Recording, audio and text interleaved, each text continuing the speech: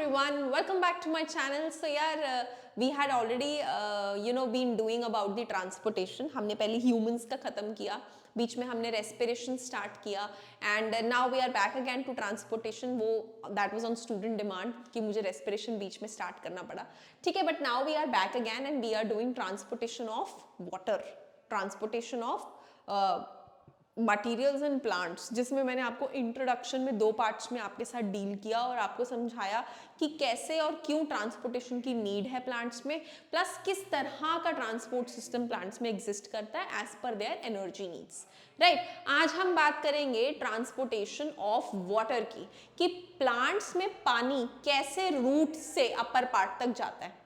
2 चीज़ों से आप लोग ऑलरेडी वाकिफ होंगे और वो 2 चीज़ें ये हैं कि this transport of water in plants is occurring from roots to upper parts of the plant. This we already know, ठीक है. This is as per our previous knowledge.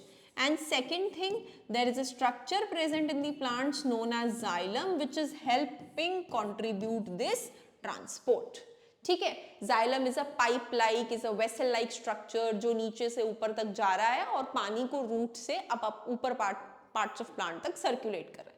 Now in this topic we will study a little detail in this कि कैसे this process is happening, कैसे पानी नीचे से ऊपर against the gravity easily move कर पा रहा है. आप खुद सोच के देखो, हमें किसी चीज को नॉर्मली कहीं अपने घर में पानी को नीचे से ऊपर भेजना तो हमें मोटर पंप लगाना पड़ता है, ठीक है, ताकि पानी नीचे से ऊपर जाए, नीचे अंडरग्राउंड वाटर से टंकी में पानी भरे, ठीक है, जो हमारा वाटर टैंक होता है घर पे, राइट. यहाँ पे प्लांट्स ये प्रोसेस नेचुरली कर पा रहे हैं, तो कुछ ना कुछ तो मैकेनिज्म होगा इनमें इन्वॉल्व, करेक्ट. तो आइए एक बार लाइन टू लाइन डिस्कस करते हैं. Let's see what is NCERT saying on this. In xylem tissue, vessels and tracheids of roots, stems, leaves are interconnected to form a continuous system of water conducting channels reaching all parts of the plant. ये line समझनी बहुत ज़रूरी है क्योंकि इसी line से आप आगे कनेक्ट कर पाएंगे. पहली बात तो ये कि जो ये जाइलम है हमारा, ये तीनों में कनेक्ट करता है, मीन्स रूट्स में, फिर स्टेम्स में, फिर लीव्स में. जो ये पाइप है वो तीनों स्ट्रक्चर में प्रेजेंट है, ठीक है. तो जो रूट्स का जाइलम होगा उसको हम कहेंगे जाइलम ऑफ रूट, जो स्टेम का जाइलम होगा उसको हम कह देंगे जाइलम ऑफ स्टेम, जो लीव्स का जाइलम होगा उसे हम कह देंगे जाइलम ऑफ लीव्स. तो दैट मीन्स सबका जाइलम इंटरकनेक्टेड है, ठीक है. सेकेंड पॉइंट, जाइलम के कुछ कॉम्पोनेंट्स हैं. क्या क्या कॉम्पोनेंट्स है जाइलम के? Vessels, tracheids, xylem parenchyma and xylem fibres, ठीक है जी. तो ये 4 कंपोनेंट्स हैं जिनका जाइलम बना हुआ है. अब आप सोचेंगे how is this, let me tell you. हमने बायोलॉजी में हमेशा एक चीज पढ़ी है, that cells combine to form tissues, ठीक है, and further tissues form organs, organ form organ system, etcetera etcetera. But point ये है कि जो हमारा जाइलम है ये क्या है, what is this? So xylem is a tissue and these tissue are made up of cells. तो इसका मतलब ये जो है ये जाइलम के सेल्यूलर कंपोनेंट्स हैं जिनसे जाइलम बना हुआ है, correct.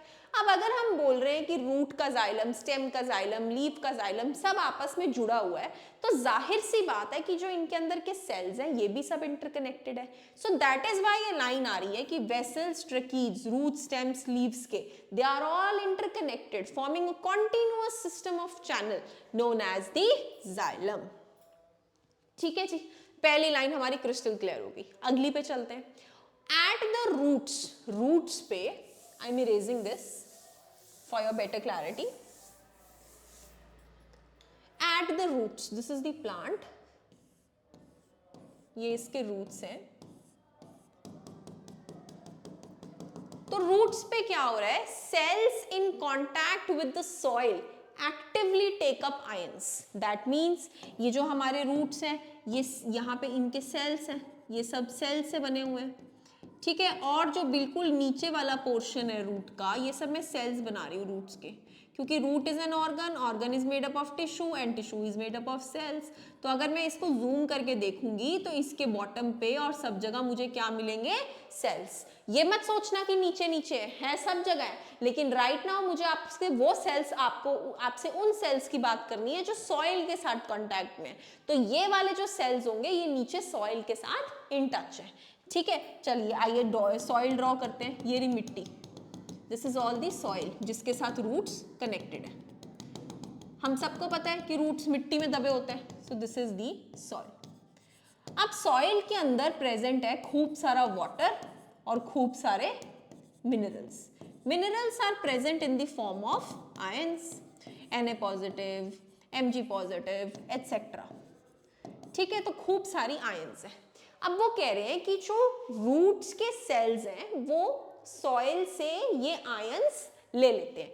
That means these ions are actively moving from soil into the roots, ठीक है। दे आर मेंशनिंग एक्टिवली, ठीक है। चलिए, this creates a difference in the concentration of these ions between roots and soil.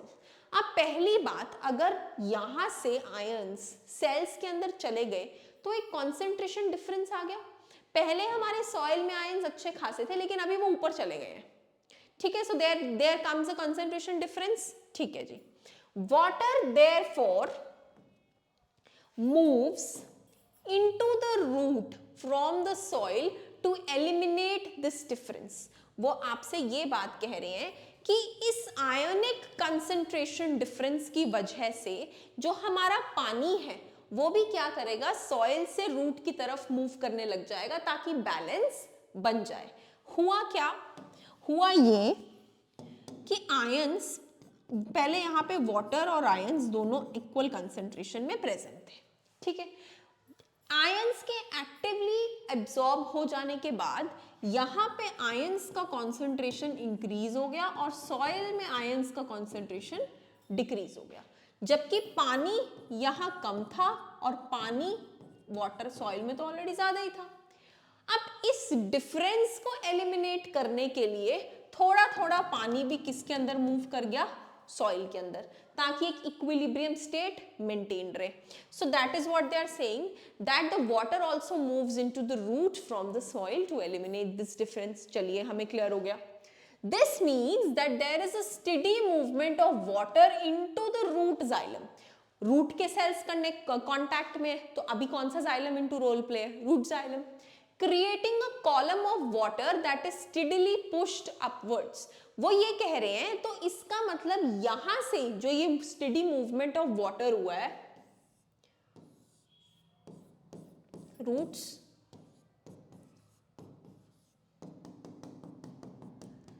ठीक है, वो ये कह रहे हैं कि जो सॉइल से वाटर रूट्स में चला गया था, क्योंकि यहाँ पे पानी हाई था, इधर पानी लो था, तो टू एलिमिनेट दिस डिफरेंस ये ऊपर चला गया।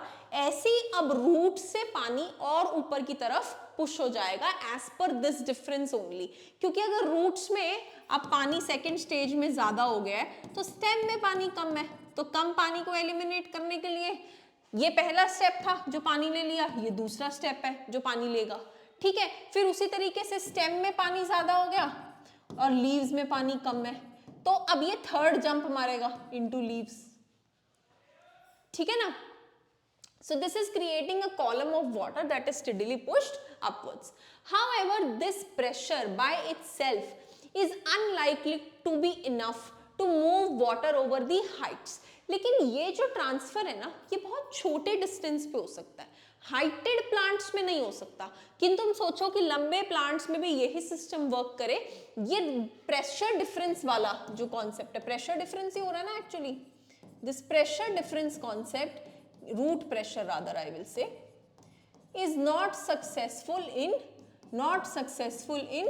heighted plants, ठीक है। ये तो छोटे प्लांट्स में ठीक है, हाइटेड प्लांट्स में सक्सेसफुल नहीं है, right. So plant use another strategy to move water in xylem upwards to the highest points of the plant body। तो ये जो मैंने आपको रूट प्रेशर का डिफरेंस बताया, ये किस में सक्सेसफुल है, छोटे छोटे वाले प्लांट्स में।